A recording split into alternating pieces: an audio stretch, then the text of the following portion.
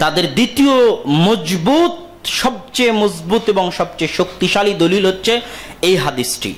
সেই হাদিসটির বিষয়ে রাসূল সাল্লাল্লাহু আলাইহি ওয়াসাল্লাম বলছেন যে নিসফ শাবান, অর্ধ শাবানের রাত্রিতে ইয়ানজিলুল্লাহু সুবহানাহু তাআলা ইলা সামাই দুনিয়া, নিচের আসমানে নেমে আসেন এবং মানুষকে তিনি ক্ষমা ঘোষণা করেন, ক্ষমা করে দেন। এই হাদিস নিয়ে কেন তাদের এটা শক্ত দলিল?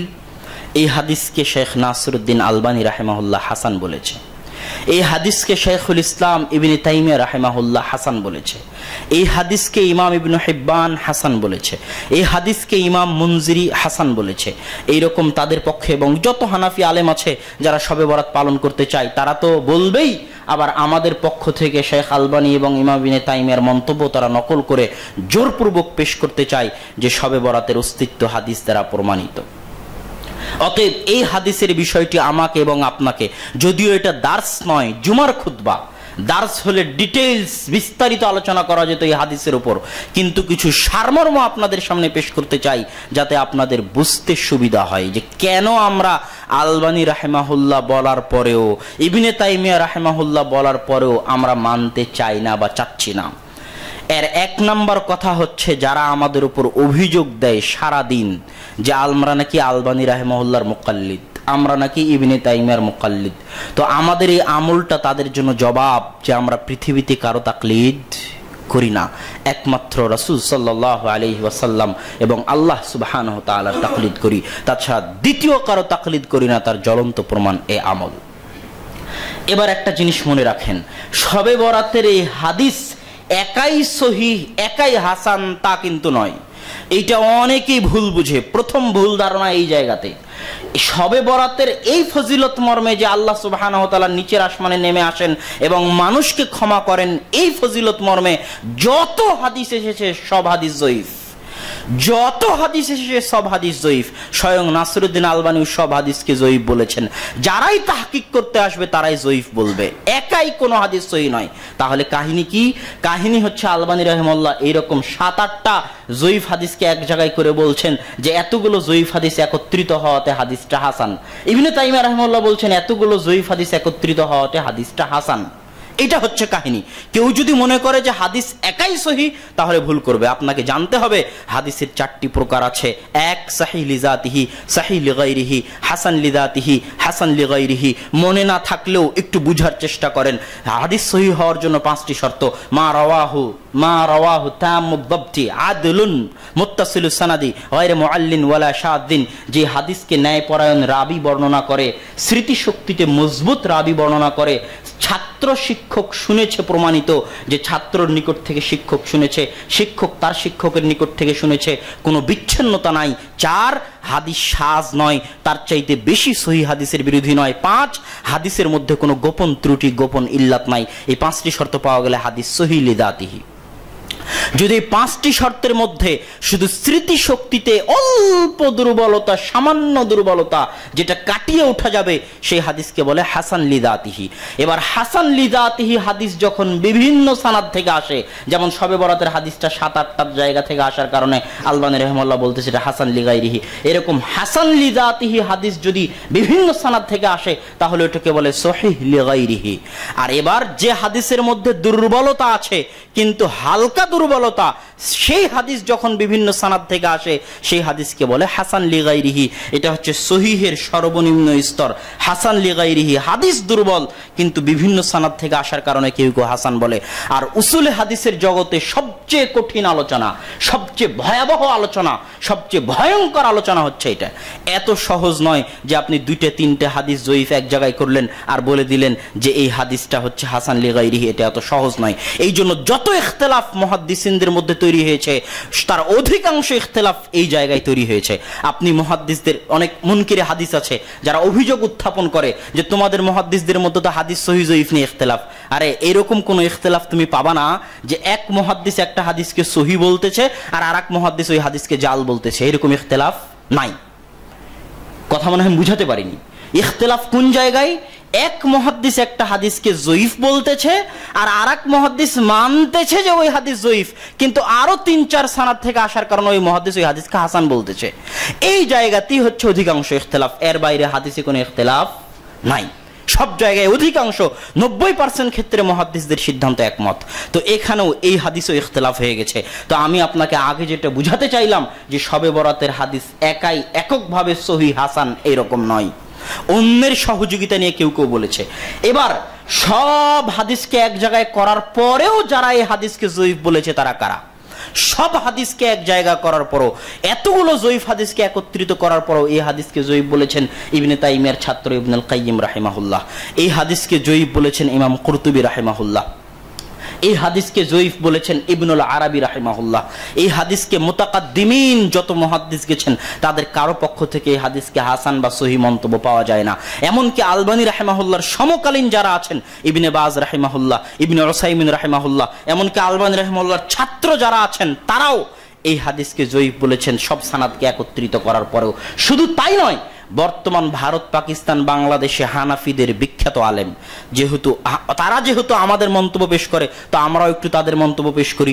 হানাফিদের বিখ্যাত আলেম মুফতি তাকি উসমানী পাকিস্তানি, তিনি তার দারসে তিরমিজির 2য় খণ্ডের মধ্যে এই হাদিসের সকল সানাদকে একত্রিত করার পরও শবে বরাতের ফজিলতের এই হাদিসকে জয়ীফ বলেছেন। সম্মানিত উপস্থিতি, এবার আমরা বললাম যে ডিটেইলস আলোচনা করা যাবে না, কিন্তু সারমর্ম বলি যে এই হাদিসকে আমরা কেন দুর্বল বলে গণ্য করি।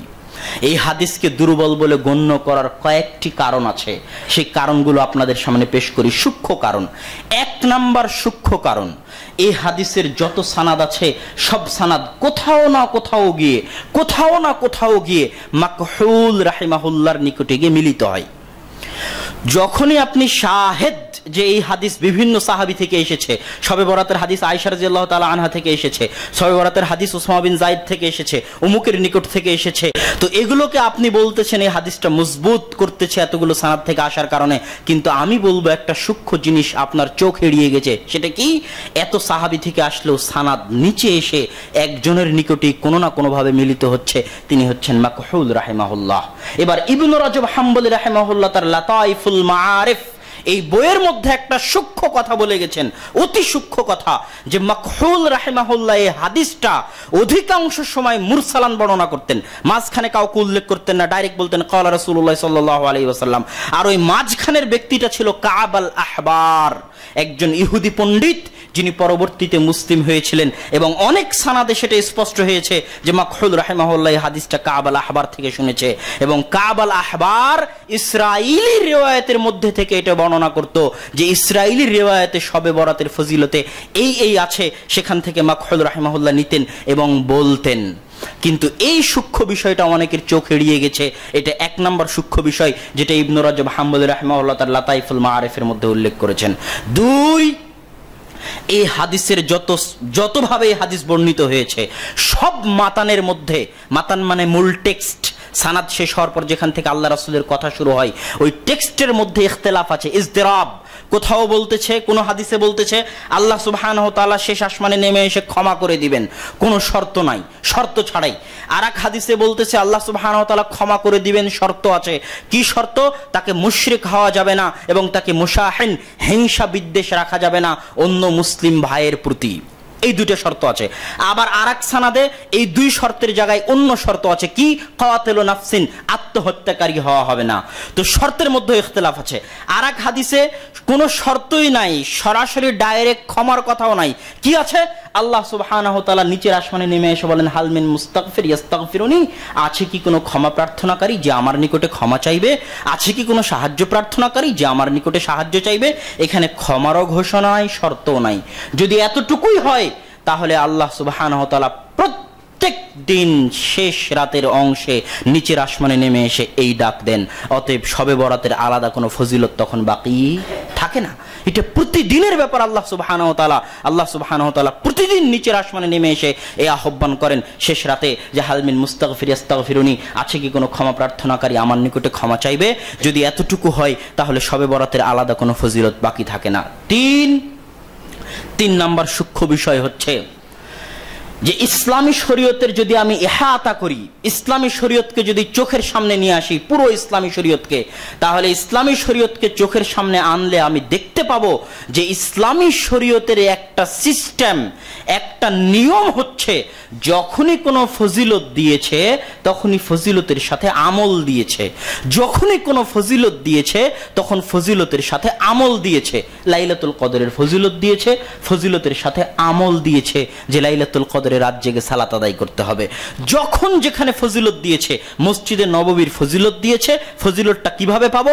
মসজিদে নববীতে গিয়ে সালাত আদায় করলে ফজিলত পাবো। কাবা ঘরের ফজিলত দিয়েছে, ফজিলত কিভাবে পাবো? সেখানে গিয়ে সালাত আদায় করলে ফজিলত পাবো, তাওয়াফ করলে ফজিলত পাবো। যত আমল আছে, যত আমল, আরাফা একটা, আরাফার দিনে আল্লাহ সুবহানাহু ওয়া তাআলা ফজিলত দিয়েছে, ফজিলতের সাথে আমল দিয়েছে যে সেই দিন আপনাকে কি রাখতে হবে? সিয়াম রাখতে হবে। ইসলামী শরীয়তকে সামনে রাখলে এইরকম পাওয়া যায় না যে শুধু ফজিলত আছে আমল নাই, শুধু ফজিলত আছে আমল নাই, এরকম উদাহরণ নগণ্য, বিরল পাওয়া যায় না। অতএব ইসলামী শরীয়তকে সামনে রাখলে এটাই হওয়া উচিত ছিল যে যদি শবে বরাতের ফজিলত থাকে তাহলে শবে বরাতের দিন কি দিতে হবে? আমল দিতে হবে। কথা মনে হয় বুঝাতে পারিনি।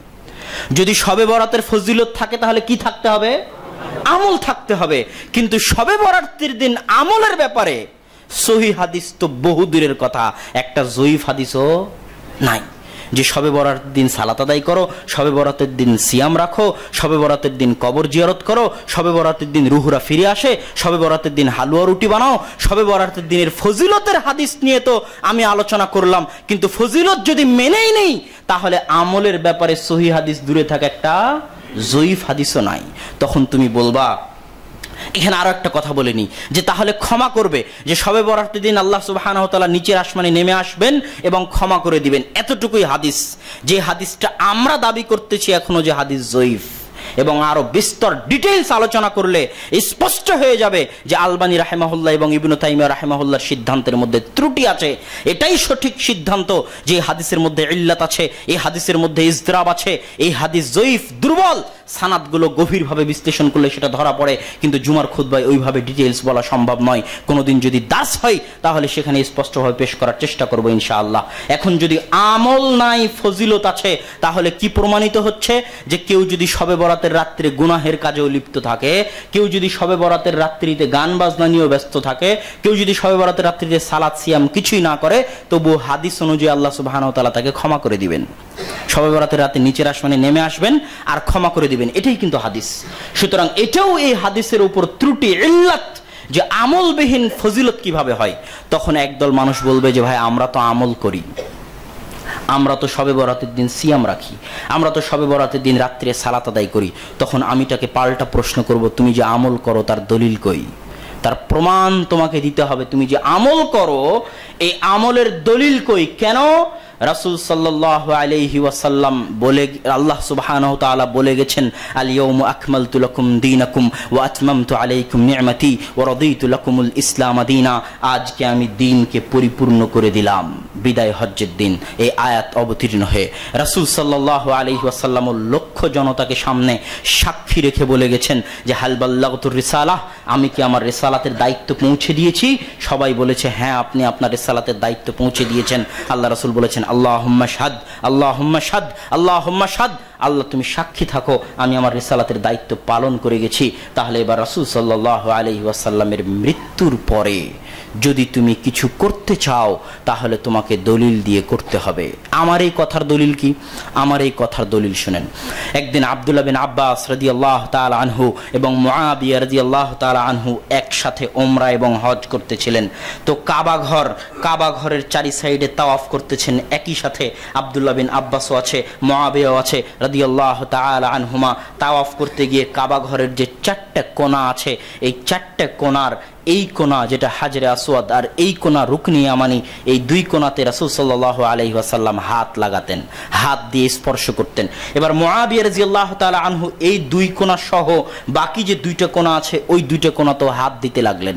তখন আব্দুল্লাহ বিন আব্বাস রাদিয়াল্লাহু তাআলা আনহু জিজ্ঞেস করছেন, লিমা তাস্তালিমু হাদাইনি রুকনাইন? মুআবিয়া রাদিয়াল্লাহু তাআলা আনহু, আমি আব্দুল্লাহ বিন আব্বাস আল্লাহর রাসূলের সাথে উমরা করেছি, হজ করেছি, তাওয়াফ করেছি, আল্লাহ রাসূলকে কোনোদিন রুকনি ইয়ামানি এবং হাজরে আসওয়াদ বাদ দিয়ে কোথাও হাত লাগাতে দেখিনি, আপনি কেন বাকি দুইটা রুকনেও বাকি দুইটা কোণাতেও হাত লাগাচ্ছেন?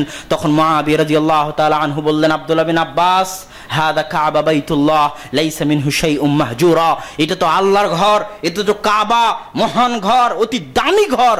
এই ঘরের কিছু অংশ কি পরিত্যাগ করা যেতে পারে? এই ঘরের কোনো অংশ কি ছেড়ে দেওয়া যেতে পারে? এই ঘরের প্রত্যেক অংশে আমি হাত লাগাতে চাই। এবার আব্দুল্লাহ বিন আব্বাস রাদিয়াল্লাহু তাআলা আনহু কিছু বললেন না, একটা আয়াত ছাড়া, সূরা আহজাবের 21 নম্বর আয়াত, লাকাদ কানা লাকুম ফি রাসূলিল্লাহি উসওয়াতুন হাসানাহ, দুনিয়ার মানুষ তোমাদের জন্য রাসূল সাল্লাল্লাহু আলাইহি ওয়াসাল্লামের মধ্যে রয়েছে উত্তম সর্বোত্তম আদর্শ। এই একটি আয়াত পড়ে আব্দুল্লাহ বিন আব্বাস রাদিয়াল্লাহু তাআলা আনহু এটাই বুঝাতে চাইলেন, যেহেতু আল্লাহর রাসূল আমাদের জন্য সর্বোত্তম আদর্শ, সেহেতু তিনি যদি শুধু দুইটি কোণায় হাত লাগিয়ে থাকেন, তাহলে আমাদেরকেও কি করতে হবে?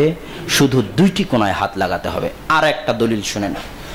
একদিন ইমাম মালিকের দরবারে একজন ব্যক্তি এসেছে, যা রাজুলুন ওয়াসাআলা ইমাম মালিক উরিদু আন উহরিমা মিন কবরি রাসূলিল্লাহ সাল্লাল্লাহু আলাইহি ওয়াসাল্লাম, ইমাম মালিক, আমি আল্লাহর রাসূলের কবর থেকে ইহরাম বাঁধতে চাই। এটাও একটু বুঝতে হবে, এটা মদিনা, ইমাম মালিক হচ্ছেন মদিনার ইমাম, ইমাম দারিল হিজরা। মদিনার মানুষদের ইহরাম বাঁধার জায়গা হচ্ছে মক্কার দিকে 15-20 কিলোমিটার যেতে জুলহুলাইফা নামক একটা জায়গা আছে, ওখান থেকে রাসূল সাল্লাল্লাহু আলাইহি ওয়াসাল্লাম ইহরাম বাঁধতেন। ওটা হচ্ছে মদিনাবাসীর ইহরাম বাঁধার জায়গা, মক্কার দিকে যেতে 15-20 কিলোমিটার। তো এই ব্যক্তি ইমাম মালিককে এসে জিজ্ঞেস করতেছে, ইমাম মালিক, উরিদু আন উহরিমা মিন কবরি রাসূলিল্লাহ, ইমাম মালিক, আমি আল্লাহর রাসূলের কবরের পাশে থেকে, আল্লাহর রাসূলের মসজিদ, শ্রেষ্ঠ মসজিদগুলোর একটি মসজিদে নববী থেকে ইহরাম বাঁধতে চাই, কোনো সমস্যা আছে কি? তখন ইমাম মালিক বলছেন, লা তাফআল আখশা আন তাকা ফিল ফিতনাহ, এই রকম করিও না, আমি ভয় পাচ্ছি যদি তুমি এই রকম করো তাহলে তুমি ফিতনার মধ্যে পতিত হবে। এবার ওই ব্যক্তির জবাব আর 1-2 দিন পরে যারা শবে বরাত পালন করবে তাদের জবাব একই। তারা কি বলবে? তারা বলবে যে আমরা তো সালাত আদায় করতেছি, সালাত আদায় করা কি খারাপ কাজ? সালাত আদায় করা তো ভালো কাজ। আমরা তো শবে বরাতের দিন সিয়াম রাখতেছি, সিয়াম রাখা কি খারাপ কাজ? সিয়াম রাখা তো ভালো কাজ। এমনকি শাহজালাল বিমানবন্দর থেকে যারা ইহরামের কাপড় পরে এবং শাহজালাল বিমানবন্দর থেকে যারা লাব্বাইক আল্লাহুম্মা লাব্বাইক বলে, তাদেরকেও যদি জিজ্ঞেস করেন যে ভাই আমাদের ইহরাম বাঁধার জায়গা তো ইয়ালামলাম, তো আপনি এখান থেকে কেন ইহরাম বাঁধছেন, এখানে কেন লাব্বাইক পড়তেছেন, তো তারও জবাব হবে একই জবাব যে জবাব ইমাম মালিককে ওই লোকটা দিচ্ছে। ইমাম মালিক যখন তাকে বলল তুমি এরকম করিও না, তখন ওই লোক কি বলতেছে? আইয়ু ফিতনাতিন হাদিহি ইল্লা আন আযিদা মিয়ালান, ইমাম মালিক কিসের ফিতনার কথা বলেন? এটা আবার কিসের ফিতনা? আমি যদি জুলহুলাইফা পার হয়ে চলে যেতাম তাহলে ফিতনা হতো, এটা বুঝতে পারতাম, কথা ঠিক আছে। আমি তো জুলহুলাইফা পার হয়ে চলে যাইনি, জুলহুলাইফার 15-20 কিলোমিটার আগে, তাও আবার আল্লাহ রাসূলের মসজিদে, তাও আবার আল্লাহ রাসূলের কবরের পাশ থেকে ইহরাম বাঁধতে চাই। এর মধ্যে ফিতনার আবার কি আছে আমার তো বুঝে আসে না। আপনি বলছেন আমি ফিতনায় পতিত হব। তখন ইমাম মালিক রাহিমাহুল্লাহ বলছেন, আল্লাহর বান্দা, আইয়ু ফিতনাতিন আ'যামু মিন হাদিহি সাবাকতা ইলা ফাদিলাতিন কাসার আনহা রাসূলুল্লাহ সাল্লাল্লাহু আলাইহি ওয়াসাল্লাম, এ আল্লাহর বান্দা, এর চেয়ে বড় ফিতনা আর কি হতে পারে? তুমি এমন আমল, এমন কাজ, এমন ফজিলতের দিকে এগিয়ে যাচ্ছ, যে আমল, যেই কাজ, যেই ফজিলতের পিছনে আসমানের নিচে জমিনের উপরে সর্বশ্রেষ্ঠ মানুষ, সর্বোত্তম মানুষ, সবচেয়ে পরহেজগার মানুষ, সর্বশ্রেষ্ঠ রাসূল মুহাম্মদ সাল্লাল্লাহু আলাইহি ওয়াসাল্লাম এগিয়ে যাননি। এর চেয়ে বড় ফিতনা আর হতে পারে না। কেন এটা ফিতনা? যখন আপনি এই কাজে পা দিবেন যেটা রাসূল সাল্লাল্লাহু আলাইহি ওয়াসাল্লাম করেননি, তখন আপনি তাকে দুইভাবে অপমান করবেন। কিভাবে দুইভাবে? তার আগে একটা হাদিস শুনেন। একদিন রাসূল সাল্লাল্লাহু আলাইহি ওয়াসাল্লামের বাড়িতে আতা সালাসাতু রাহতিন, 3 জন মানুষ, 3টা দল আল্লাহ রাসূলের বাড়িতে আসলো। ওয়া সাআলা আজওয়াজান নবী সাল্লাল্লাহু আলাইহি ওয়াসাল্লাম, আল্লাহ রাসূলের স্ত্রীদেরকে বিভিন্ন প্রশ্ন করলো, আল্লাহ রাসূল কিভাবে কি করেন না করেন। সেগুলো শোনার পর তাকাল্লুহা, তারা আল্লাহ রাসূলের আমলকে অনেক অল্প মনে করো। তারা বলল, আইনা নাহনু মিন রাসূলিল্লাহ সাল্লাল্লাহু আলাইহি ওয়াসাল্লাম, কোথায় আল্লাহ রাসূল, কোথায় আমরা? ইগফারু মা তাকাদ্দামা মা তাআখার, রাসূল সাল্লাল্লাহু আলাইহি ওয়াসাল্লামের আগে এবং পরের সকল গুনাহ ক্ষমা করে দেওয়া হয়েছে। অতএব আল্লাহ রাসূলের এত কম আমলে চলবে, আমাদের এত কম আমলে চলবে না। তাহলে আমরা কি করব? একজন বলল, লা আনামু আবাদা, সারা রাত ঘুমাবো না, সারা রাত তাহাজ্জুদের সালাত আদায় করব। আর একজন কি বলল? লা উফতিরু আবাদা, কখনো সিয়াম ভঙ্গ করব না, প্রত্যেক দিন আসুমুস দাহরা, সারা বছর প্রত্যেক দিন সিয়াম পালন করব। আর একজন কি বলল, লা তাযাওয়াজু আবাদা, কোনোদিন বিবাহ করব না, কেননা বিবাহ করলে ইবাদতে কমতি আসে। এই বলে তারা চলে গেল। রাসূল সাল্লাল্লাহু আলাইহি ওয়াসাল্লাম বাড়িতে এসে ঘটনা শুনে তাড়াতাড়ি তাদেরকে খুঁজে বের করে বললেন, তোমরাই কি তারা? কুলতুম কাদা ওয়া কাদা, যারা এইরকম বলেছ?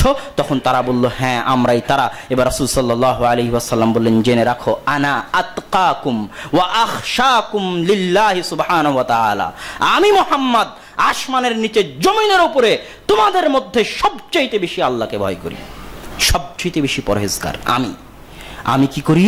আমি রাত্রে সালাত আদায় করি এবং ঘুমাই। ওয়া আরকুত, আমি সিয়াম পালন করি এবং সিয়াম ভঙ্গ করি, এবং আমি বিবাহ করেছি, আমার সন্তান সন্ততি আছে। জেনে রাখো, মান রাগিবা আন সুন্নতি ফালাইসা মিন্নি, যারা আমার এই সুন্নাত থেকে মুখ ফিরিয়ে নেবে তারা আমার দলের অন্তর্ভুক্ত নয়।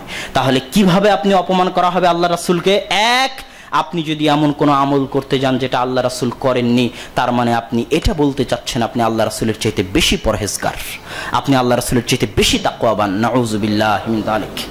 দ্বিতীয় অপমান আপনি কিভাবে করবেন? আপনি বলতে চাচ্ছেন রাসূল সাল্লাল্লাহু আলাইহি ওয়াসাল্লাম তার রিসালাতের দায়িত্ব পালন করে যাননি।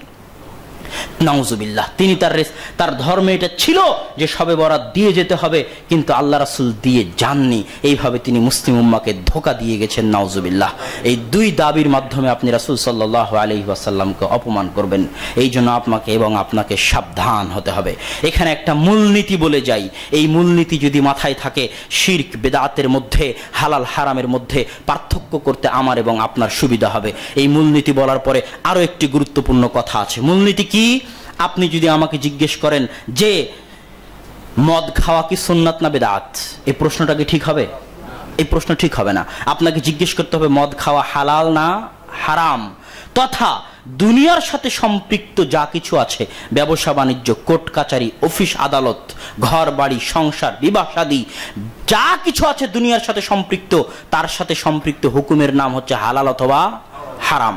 আর ইবাদতের জগতে যা কিছু আছে, সালাত, সিয়াম, হজ, যাকাত, জিকির, আজকার, তাসবিহ, তাহলিল, তার সাথে সম্পৃক্ত হুকুমের নাম হচ্ছে সুন্নাত অথবা বেদাত। এবার মূলনীতি কি?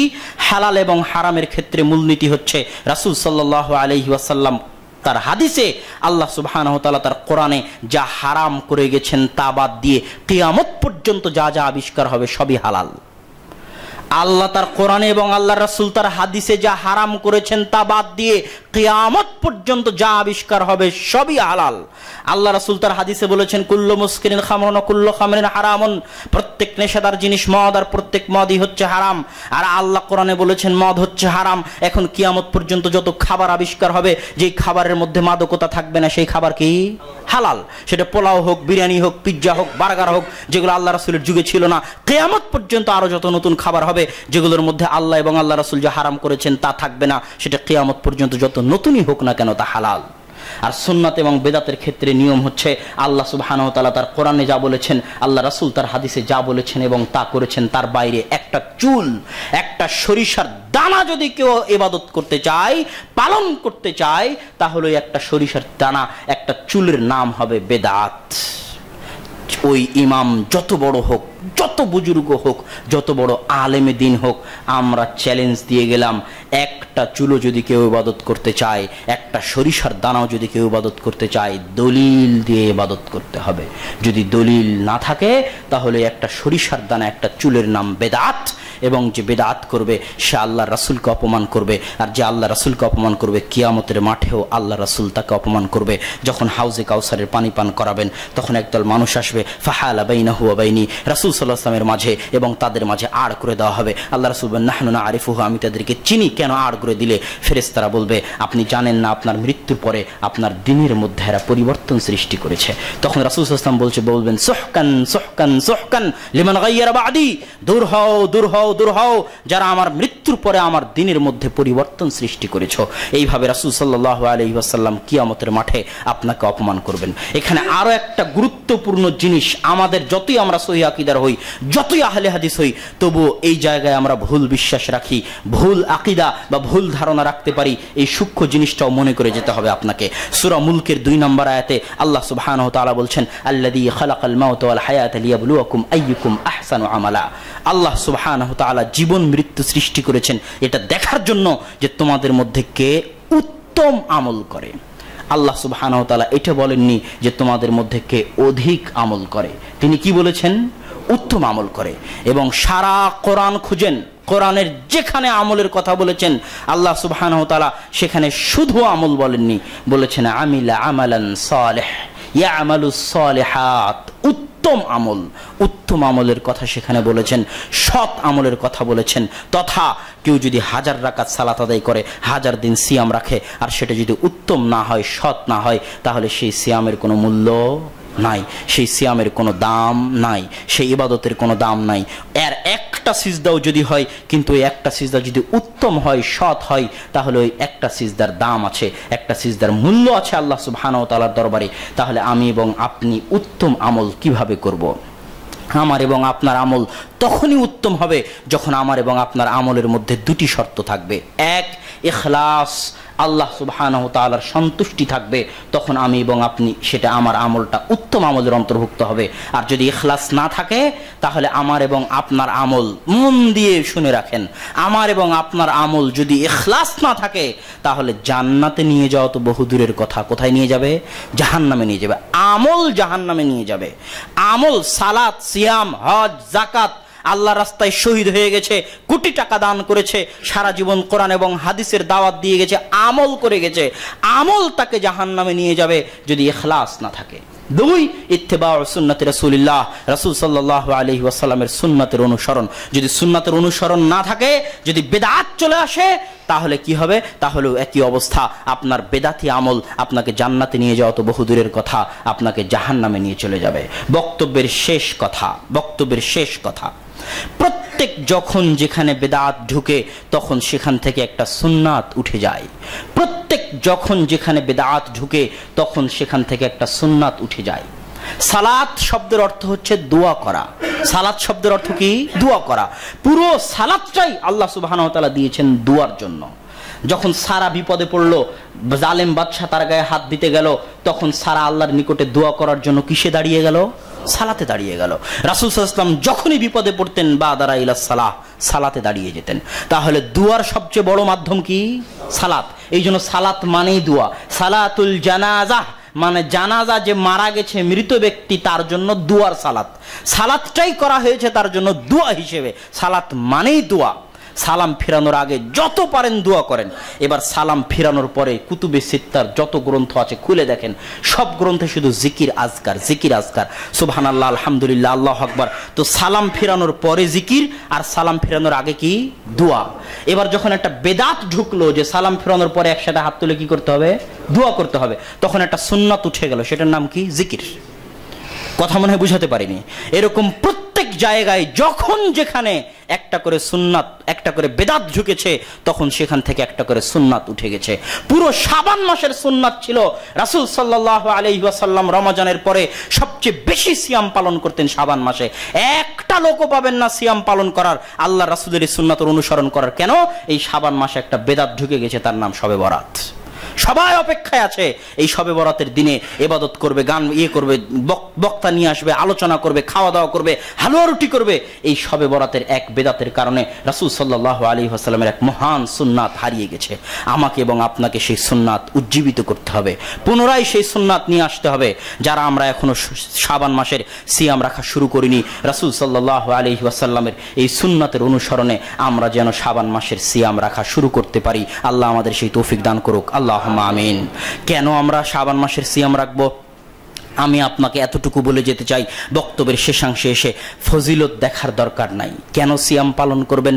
ওই যে সূরা আহজাবের 21 নম্বর আয়াতে আল্লাহ সুবহানাহু ওয়া তাআলা বললেন, লাকাদ কানা লাকুম ফি রাসূলিল্লাহি উসওয়াতুন হাসানাহ, আমি আল্লাহ রাসূলের মধ্যে তোমাদের জন্য দিয়ে দিয়েছি উত্তম আদর্শ। উত্তম আদর্শ মানে একটা ছেলে যখন একটা নায়কের কাটিংয়ে চুল কাটে, একটা ছেলে যখন একটা নায়কের মতো জামা পরে, প্যান্ট শার্ট পরে, একটা মেয়ে যখন পাখির ড্রেস কিনে, তখন তাকে জিজ্ঞেস করেন পাখির ড্রেস পরলে, এই স্টাইলে চুল কাটলে, এই স্টাইলে গেঞ্জি পরলে সে কোটি টাকা, লাখ টাকা পুরস্কার পাবে কিনা? পাবে না। তার কোনো বৈজ্ঞানিক উপকারিতা আছে কিনা? সে বলতে পারবে না। তার কোনো বৈজ্ঞানিক উপকারিতাও নাই, কোনো পুরস্কারও নাই। তাহলে কেন সে এইভাবে চুল কাটতেছে, কেন এইভাবে জামা পরতেছে? কেন? ওই নায়ক, ওই নায়িকাকে সে তার জীবনের আদর্শ মডেল হিসেবে গ্রহণ করেছে। সাহাবায়ে কেরাম তাদের চাইতে হাজার গুণ, লাখো গুণ, কোটি গুণ বেশি আল্লাহ রাসূলকে আদর্শ এবং মডেল হিসেবে গ্রহণ করেছিলেন। রাসূল সাল্লাল্লাহু আলাইহি ওয়াসাল্লামের হাদিস, আবু সাঈদ খুদরি বলতেছেন, বাইনামা কানা ইউসাল্লি বিনা রাসূলুল্লাহ সাল্লাল্লাহু আলাইহি ওয়াসাল্লাম, একদিন আল্লাহ রাসূল আমাদেরকে সালাত আদায় করাচ্ছিলেন। ফাখালা আনা আলাইহিমা ওয়া ওয়াদাহুমা আন ইয়াসারিহি, আল্লাহ রাসূল তার দুই পায়ের জুতা খুলে বাম পাশে রেখে দিলেন। আমরাও যারা মুসল্লি উপস্থিত ছিলাম সবাই আমাদের পায়ের জুতা খুলে বাম পাশে রেখে দিলাম। এবার সালাম ফেরানোর পরে আল্লাহ রাসূল হতবাক, মা হামালাকুমা আন তাখলাউনি আলাকুমা, কি ব্যাপার সাহাবীরা, তোমরা তোমাদের পায়ের জুতা কেন খুলে ফেলেছো? তো সাহাবীরা বলল, আল্লাহ রাসূল, মানে তাদের ভাষাটা আমি একটু নিজের ভাষায় বলি, যে আমরা আমাদের পা থেকে জুতা খুললাম, এর কারণের পিছনে কোনো ফজিলতের প্রয়োজন নাই, কোনো বৈজ্ঞানিক উপকারিতার প্রয়োজন নাই। আমাদের নিকটে এর চেয়ে বড় কারণ আর কিছুই নয়, আমাদের নিকটে এর চেয়ে বড় কারণ আর কিছুই নয় যে আপনি মুহাম্মদ সাল্লাল্লাহু আলাইহি ওয়াসাল্লাম আপনার পা থেকে জুতা খুলে ফেলেছেন। আমি মনে হয় বুঝাতে পারি না আপনাদেরকে। এটাই হচ্ছে উসওয়াহ, আদর্শ মডেল হিসেবে গ্রহণ করা। এর চেয়ে বড় কোনো কারণের প্রয়োজন নাই যে রাসূল সাল্লাল্লাহু আলাইহি ওয়াসাল্লাম শাবান মাসে সিয়াম রাখতেন। এইভাবে রাসূল সাল্লাল্লাহু আলাইহি ওয়াসাল্লামকে ভালোবাসতে হবে, এইভাবে রাসূল সাল্লাল্লাহু আলাইহি ওয়াসাল্লামকে সম্মান করতে হবে। যারা ইশকে নবীর দাবি করে যে তারা আল্লাহ রাসূলকে ভালোবাসে, অথচ সারা দিন আল্লাহ রাসূলের সুন্নাতকে লঙ্ঘন করে বেদাত করার মাধ্যমে রাসূল সাল্লাল্লাহু আলাইহি ওয়াসাল্লামকে অপমান করতেছে, আমরা তার বিপরীতে সত্যিকার অর্থে যে আমরা রাসূল সাল্লাল্লাহু আলাইহি ওয়াসাল্লামকে ভালোবাসি তার প্রমাণ দিতে হবে রাসূল সাল্লাল্লাহু আলাইহি ওয়াসাল্লামের সুন্নাতের অনুসরণের মাধ্যমে। আল্লাহ সুবহানাহু ওয়া তাআলা আমাদের সেই তৌফিক দান করুক। আল্লাহুম্মা আমিন।